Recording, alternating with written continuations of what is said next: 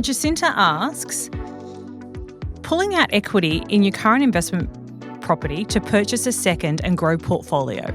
How much is good to take? What percentage of income do we really want to be putting in to hold an investment? Currently, our investment property is positively geared, but if we want to expand and buy a second, we'll have to put in a couple of $100 each week to hold them.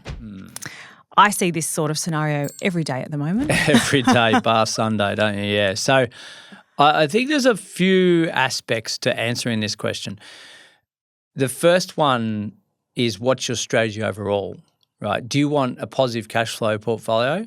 Do you want capital growth? Do you want your cake and eat it? Do you want some tax benefits? What do you need? So I think we need to answer that first as an individual. But yeah, so holding costs are less than what they were 12 months ago. Yeah. Because interest rates are lower. We need the bank's money to be able to buy that second property. We want to get equity out of our portfolio. We've got a positive cash flow property number one. We are going to take on more debt and use 100% of the bank's money and more because of stamps and costs, etc. So we could assume that if we're going to buy a really good asset that's going to perform for us long term, that it's going to be probably negatively geared in some way, shape or form if your purchase price is probably 600 plus. Yeah. If we're buying 400K real estate somewhere around the country, again, we could probably get a positive cash flow property, Really? I reckon, Okay. if we searched hard enough. But once we get up into 5, 6, 7, 800K territory, we're going to be negatively geared Yeah. using 105% of the bank's money.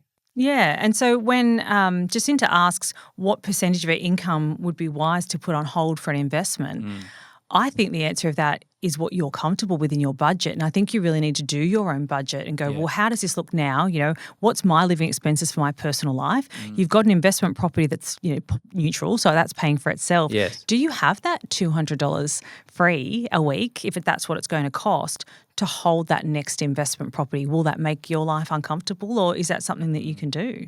Yeah, and a lot of people say, well, my emergency buffer in my personal life is 3 months worth of cost to exist, for example. Yeah. There's no science to it when it comes to each individual property, is it? Because the yield on each property is very different and the lending structure is very different, i.e. if we've got cash versus equity as our deposit. So to say what are my holding costs going to be, we don't really know until we start searching once we've designed our strategy. So once we've got that, then we can forecast, yep, it's $200 a week. Right, I'm putting that aside and then I'm comfortable. I've factored in repairs and maintenance of vacancy rates, maybe an interest rate rise, etc. Yeah, and obviously every rate decrease that we get is obviously taking there's less cost to hold. And people that have budgeted for that when the rates were low had those really big cash buffers. They used a lot of those cash buffers while rates were high, but hopefully now their portfolios are coming back to a little more close to neutral. Yeah, absolutely. The other thing that we've spoken about a little bit, Rach, is when we're pulling out some equity from a property, can we grab a little bit more as a buffer that we may not use, but we've got it there as a safety button? Yeah, and we can. And if the equity's there or the income's there, it's really important to note that you can borrow money in an interest-only environment and not pay for that money. You can have that money sitting there as a buffer. And I think the more people do grow their portfolios, you really need to have those funds there. Yeah. And especially if things do change in the market, and we've just seen this, you know, when the rates went up, a lot of the people who had those buffers maybe needed to use some of those while rates were high. Now they're coming back. I know that I'm getting those calls saying, I need to save those buffers again. Yeah. You just need to have levers to pull, don't you? Yeah. So I don't think there's an exact answer to that, but I do think it's worth, if you've got a positively geared property, just do the numbers and see what's comfortable for you. Buy a second. Go get it.